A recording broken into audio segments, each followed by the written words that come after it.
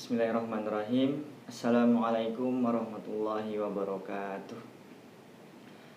Alhamdulillahilladzi arsala rasulahu bil huda wa dinil haqq liyudhhirahu 'alad dini kulli walau karihal musyrikun. Asyhadu an la ilaha illallah wa asyhadu anna Muhammadan abduhu wa rasuluh la nabiyya wa la rasulahu ba'da. Qala Allah ta'ala fil Qur'anil Karim. A'udzu billahi minasyaitonir rajim. Bismillahirrahmanirrahim. Ya ayyuhalladzina amanu kutiba alaikumus syiyam kama kutiba alal ladzina min qablikum la'allakum tattaqun. Wa qala an-nabiy sallallahu alaihi wasallam Iqra'ul Qur'an fa innahu ya'ti yaumal qiyamah syafi'an li ashabi. Kaum muslimin wal muslimat rahimani wa rahimakumullah, marilah kita bersyukur pada Allah Subhanahu wa taala yang telah memberikan banyak nikmat kepada kita sehingga pada hari ini kita masih diberikan kesehatan, masih diberikan kesempatan untuk melaksanakan salah satu kewajibannya, yaitu puasa Ramadan.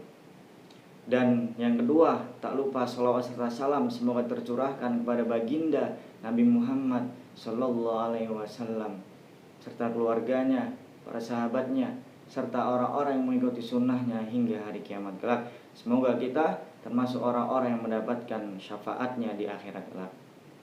Kaum muslimin wal muslimat rahimani rahimakumullah, kita tahu bahwasanya di bulan Ramadan ini, di bulan yang penuh berkah ini, di bulan yang penuh ampunan ini, begitu banyak amalan-amalan yang kita bisa lakukan. Dan ketika kita mengerjakan amalan-amalan itu, maka ada beberapa amalan yang akan dilipat gandakan pahalanya oleh Allah Subhanahu wa taala. Di antara amalan yang bisa kita lakukan dan amalan ini sangat mulia, yaitu memperbanyak membaca Al-Qur'an atau tadarus Al-Qur'an. Terlebih lagi Allah Subhanahu wa taala menurunkan Al-Qur'an ini di bulan Ramadan. Allah Subhanahu wa taala firman, "Syahrul Ramadan alladzi unzila fihil Qur'an hudal linnasi wa bayyinatin minal huda wal furqan." Bulan Ramadan adalah bulan yang di dalamnya diturunkan Al-Qur'an sebagai petunjuk bagi manusia. Bagaimana cara mendapatkan petunjuk itu? Kita mempelajarinya, kita membacanya, atau kita menghafalnya, dan yang terlebih yaitu kita mengamalkannya. Dan Rasulullah SAW bersabda, "Iqra'ul Qur'ana fa innahu ya'ti yaumal qiyamah syafi'an li ashabi." Bacalah Al-Quran, karena ketika di akhirat kelak Al-Quran akan memberikan syafaat kepada kita. Kaum muslimin wal muslimat rahimanallah, tak hanya itu, Allah akan mengangkat derajat orang-orang yang memuliakan Al-Quran. Allah akan mengangkat derajat orang-orang yang membaca Al-Quran atau mentadabburinya, bahkan mengamalkannya.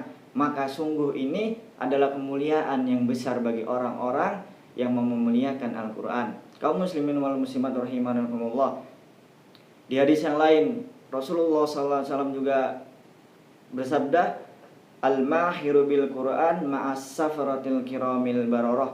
Sungguhnya orang yang mahir membaca Al-Quran akan bersamai para malaikat yang sangat mulia. "Walladzi yaqra'ul Qur'an wa yatata'u fi wa huwa 'alaihi syaqqun lahu ajrun." Adapun sedangkan orang yang membaca Al-Quran terbata-bata, kesulitan dan merasakan berat dalam membacanya, maka mendapatkan dua pahala. Dua pahala yang didapat di sini yaitu yang pertama karena dia mau bersungguh-sungguh dalam membaca Al-Quran, dan pahala yang satunya itu karena dia merasakan kesulitan dalam membaca Al-Quran. Di sini Rasulullah SAW memberikan penghargaan terhadap orang-orang yang bersemangat dalam membaca dan memuliakan Al-Quran. Kaum muslimin wal muslimat rahimani wa rahimakumullah. Kemudian di hadis yang lain Nabi SAW bersabda, menyebutkan keutamaan orang-orang yang di rumahnya, baik di rumahnya, di masjid, dan ketika di situ ada orang yang mempelajari Al-Quran atau membaca Al-Quran, illa nazalat alaihimus sakinah, kecuali Allah akan turunkan ketenangan kepada mereka, wa ghasyiyatuhumur rahmah, akan turun rahmat Allah dan kasih sayang Allah kepada mereka, wa haffathumul malaikah, dan para malaikat akan membentangkan sayapnya. Para malaikat ridho atas perbuatan mereka, dan para malaikat akan mendoakan kepada Allah Subhanahu wa taala ampunan untuk mereka. Wa dzakarahumullahu fi man indah, dan Allah akan menyebut-nyebut mereka di hadapan para malaikatnya yang mulia.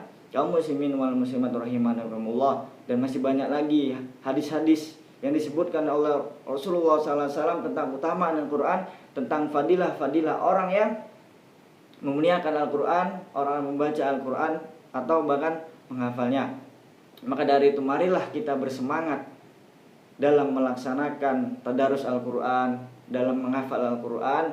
Kita tahu bahwasanya orang-orang terdahulu ketika memasuki bulan Ramadan, maka mereka mengencangkan ibadah mereka. Kita tahu Imam Syafi'i ketika datang bulan Ramadan, beliau mampu menghatamkan Al-Quran sebanyak 60 kali. 60 kali, berarti beliau bisa satu hari bisa menghatamkan 2 kali dalam sehari. Kaum muslimin wal muslimat rahimakumullah.